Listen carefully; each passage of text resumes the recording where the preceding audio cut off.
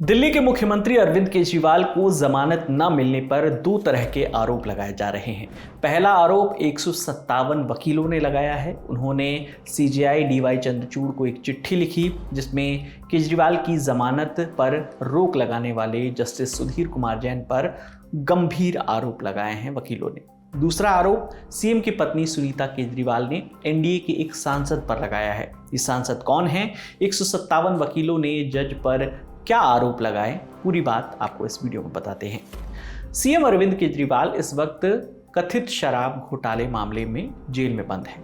20 जून को Rouse Avenue court ने केजरीवाल को जमानत दी थी, लेकिन ईडी ने केजरीवाल की जमानत को दिल्ली हाई कोर्ट में चुनौती दे दी, जिसके बाद हाई कोर्ट ने केजरीवाल की जमानत पर रोक लगा दी। केजरीवाल की जमानत पर रोक लगाने वाले मनी लॉन्ड्रिंग से जुड़े एक मामले में जज सुधीर कुमार जैन भी शामिल थे। Supreme court, high court, Rouse Avenue court और अन्य जिला कोर्ट में वकालत कर रहे 157 वकीलों ने सीजेआई डीवाई चंद्रचूड़ को एक पत्र लिखा जिसमें जज सुधीर कुमार जैन पर गंभीर आरोप लगाए गए। पत्र में लिखा गया कि केजरीवाल को बेल देने के खिलाफ ईडी ने अपील की थी। जज सुधीर कुमार जैन उस अपील पर सुनवाई कर रहे थे। उन्हें खुद ही अपने आप को उस सुनवाई से अलग कर लेना चाहिए था। ऐसा इसलिए क्योंकि जज सुधीर कुमार जैन के सगे भाई अनुराग जैन ईडी के वकील हैं और हितों के इस स्पष्ट टकराव की कभी घोषणा नहीं की गई। वकीलों ने यह भी आरोप लगाया कि जज ईडी और सीबीआई मामलों में जमानतों का निपटारा नहीं कर रहे और लंबी तारीखें दे रहे हैं। हालांकि कुछ रिपोर्ट्स के मुताबिक वकील अनुराग जैन केजरीवाल के आबकारी नीति घोटाले से जुड़े किसी भी मामले को नहीं देख रहे हैं। इसके अलावा सुप्रीम कोर्ट के वकील बलराज सिंह मलिक ने आरोप लगाते हुए लेटर में लिखा कि अदालतों में आरोपियों को जमानत नहीं दी जा रही है, जबकि ये उनका हक है। देश के लोग बड़ी उम्मीद के साथ अदालतों का रुख करते हैं। न्यायपालिकाओं को इस भरोसे को कायम रखना चाहिए।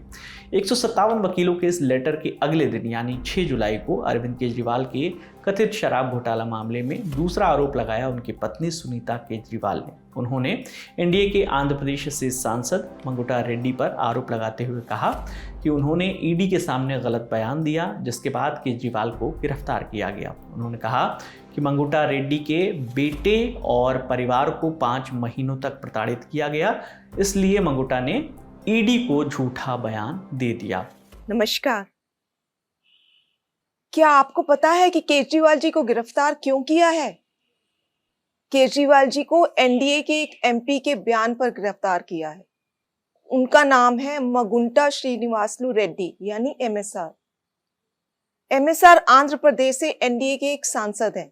17 सितंबर 2022 को एमएसआर के ठिकानों पर ईडी की रेड हुई।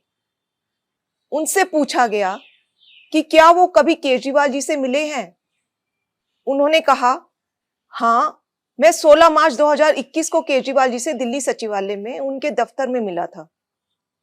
मैं दिल्ली में एक फैमिली चैरिटेबल ट्रस्ट खोलना चाहता था। उसके लिए दिल्ली के सीएम से जमीन के बारे में बात करने गया था। केजरीवाल जी ने कहा, लैंड एलजी के पास है, एप्लीकेशन दे दो, हम देखते हैं, और कहकर चले गए।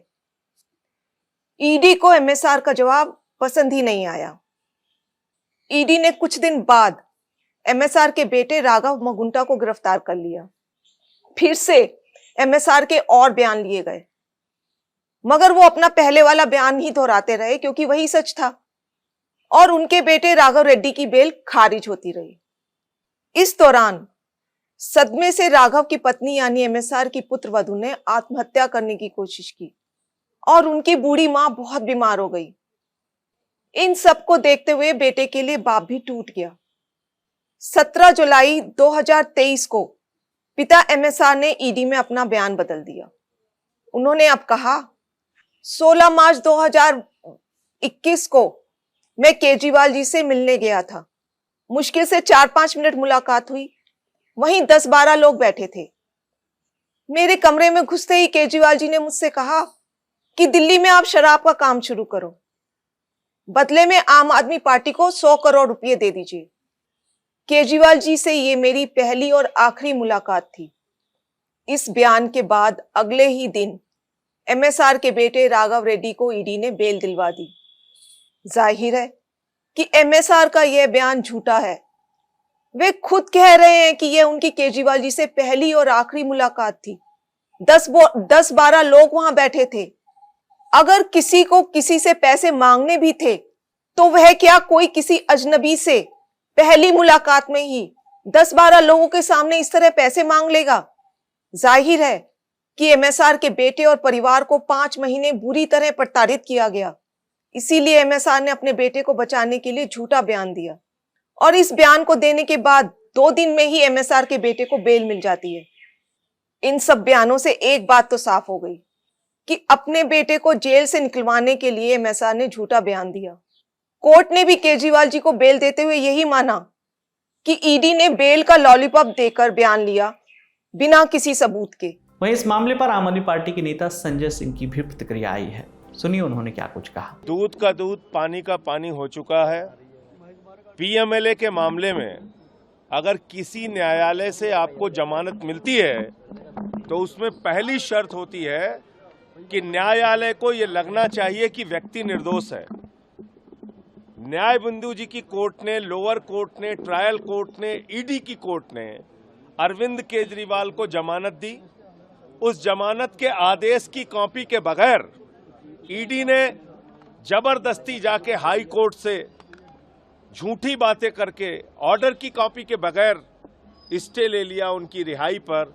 भारत के न्यायपालिका के इतिहास में ऐसा कभी नहीं हुआ पहले। तो ये सारा देश देख रहा है कि किस तरह से बीजेपी की सरकार, प्रधानमंत्री नरेंद्र मोदी जी की सरकार हमारे पीछे पड़ी हुई है। केजरीवाल जी को जेल में डाला, मनीष सिसोदिया जेल में है, सत्येंद्र जैन जेल में है, मुझे 6 महीने जेल में रखा। इनके पास कोई सबूत नहीं है। भ्रष्टाचार बीजेपी ने किया है। 60 करोड़ रुपए की रिश्वत शराब घोटाले में बीजेपी ने शरद चंद्र रेड्डी से खाई है। इसका सबूत चिल्ला चिल्ला के बोल रहा है इलेक्टोरल बॉन्ड के रूप में। तो कार्रवाई उनके ऊपर होनी चाहिए, कार्रवाई उनके ऊपर होनी चाहिए। और इसलिए मुझे लगता है कि जल्द ही सुप्रीम कोर्ट से अरविंद केजरीवाल के मामले में उनको भी न्याय मिलेगा और जमानत मिलेगी, वो लोग भी बाहर आएंगे। ये पॉलिटिकल वेंडेटा है। राजनीतिक प्रतिशोध के कारण, राजनीतिक दुर्भावना के कारण हमारी पार्टी के नेताओं को परेशान किया जा रहा है और उनको जेल में डाला गया है। फिलहाल अरविंद केजरीवाल न्यायिक हिरासत में हैं, तिहाड़ जेल में हैं। मामले की अगली सुनवाई 12 जुलाई को होनी है। इस पूरी खबर पर आपकी जो भी राय है आप हमें कमेंट सेक्शन में जरूर बताइएगा। आपके लिए तमाम जानकारी जुटाई थी हमारे साथी रक्षा ने। मेरा नाम है विकास वर्मा। देखते रहिए द लल्लन टॉक। शुक्रिया।